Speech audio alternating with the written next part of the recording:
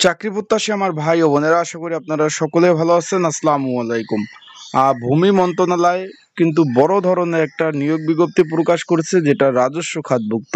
তা আজকের এই ভিডিওর মাধ্যমে আপনাদের জানিয়ে দেব যে ভূমি মন্ত্রণালয় যে রাজস্ব খাতভুক্ত যে নিয়োগ বিজ্ঞপ্তিটা প্রকাশ করছে, এখানে কিভাবে আবেদন করবেন, আবেদনের নিয়মাবলী, অ্যান্ড এখানে যারা আবেদন করতে চাচ্ছেন তাদের শিক্ষাগত যোগ্যতা কতটুকু প্রয়োজন হবে, বিস্তারিত সকল বিষয় কিন্তু আজকের এই ভিডিওর মাধ্যমে আপনাদের নিয়ে আমরা আলোচনা করব।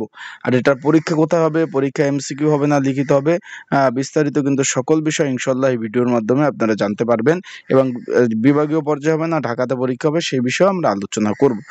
চলুন ভিডিওটা শুরু করে দেই। তার আগে বলে দিই, আপনারা যারা আমার ইউটিউব চ্যানেলে নতুন তারা অবশ্যই আমার ইউটিউব চ্যানেলটা সাবস্ক্রাইব করে রাখবেন, ফেসবুক পেজ থেকে ভিডিও দেখলে ফলো করবেন, লাইক কমেন্ট শেয়ার করে অন্যকে দেখার সুযোগ করে দেবেন। এখানে ভূমি মন্ত্রণালয় রাজস্ব খাতভুক্ত শূন্য পদে কিন্তু বিশাল বড় একটা নিয়োগ বিজ্ঞপ্তি প্রকাশ করেছে, যেখানে 11 থেকে 20তম গ্রেডের এখানে নিয়োগ বিজ্ঞপ্তিটা স্থায়ী পদ রয়েছে। আমরা এখন চলে যাই, একদম নিচ থেকে উপরে উঠবো, কি কি পদ রয়েছে সেখানে আমরা চলে যাই। শুরুতে বলে দিই, এখানে 18 থেকে 32 বছর বয়স যাদের রয়েছে সকলেই আবেদন করতে পারবেন। 18 থেকে 32 বছর যাদের বয়স রয়েছে সকলেই কিন্তু আবেদন করতে পারবেন। আশা করি আপনারা বিষয়বস্তুটা সুন্দরভাবে বুঝতে পেরেছেন। এখন আমরা চলে যাই কি কি পদ রয়েছে। এখানে অফিস সহক পদ রয়েছে রয়েছে শুধুমাত্র 14টি। একটু খেয়াল করবেন, অফিস সহক পদ রয়েছে শুধুমাত্র 14টি।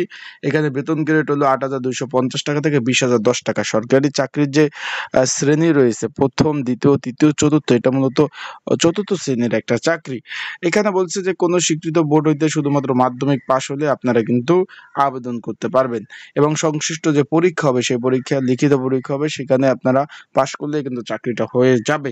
তার মানে বুঝতে পারছেন, এখানে 14টি শূন্যপদ। এখানে যারা মাদ্রাসা থেকে পড়াশোনা করছেন তারা যারা দাখিল পাশ আছেন তারা আবেদন করতে পারবেন, কোনো টেনশন নাই। তারপর আছে ফটোকপি অপারেটর, একটি পদ রয়েছে। এখানে আবেদন করতে হলে কিন্তু উচ্চ মাধ্যমিক, আর নিচেরটা কিন্তু শুধুমাত্র মাধ্যমিক পাশ হলে আবেদন করতে পারবেন। ক্যাশ সহকারে একটি পদ।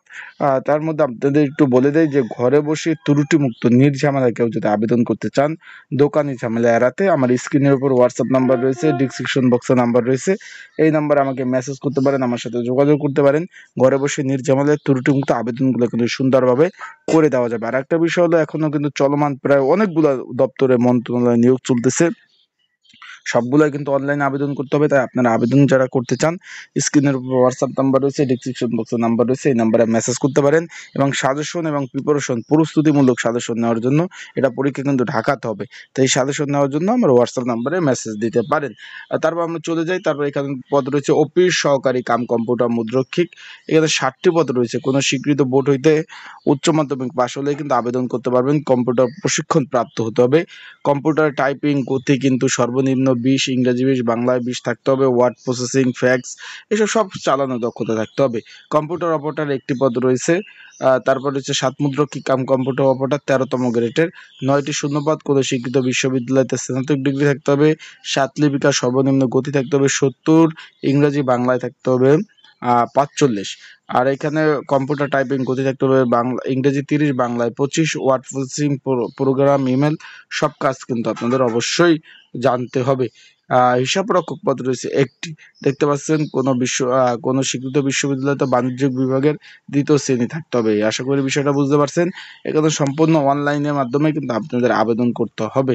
বিষয়টা দেখতে পাচ্ছেন, সর্বনিয়ম সবকিছু তারা কিন্তু দিয়ে দিছে। আশা করি বিষয়টা আপনারা সুন্দরভাবে বুঝতে পেরেছেন। এখানে অনলাইনের মাধ্যমে আবেদন করতে হবে। আবেদনের লাস্ট ডেট হলো 7 অক্টোবর 2025। তো যারা আবেদন করতে চান অবশ্যই হোয়াটসঅ্যাপ নাম্বারে মেসেজ দেবেন।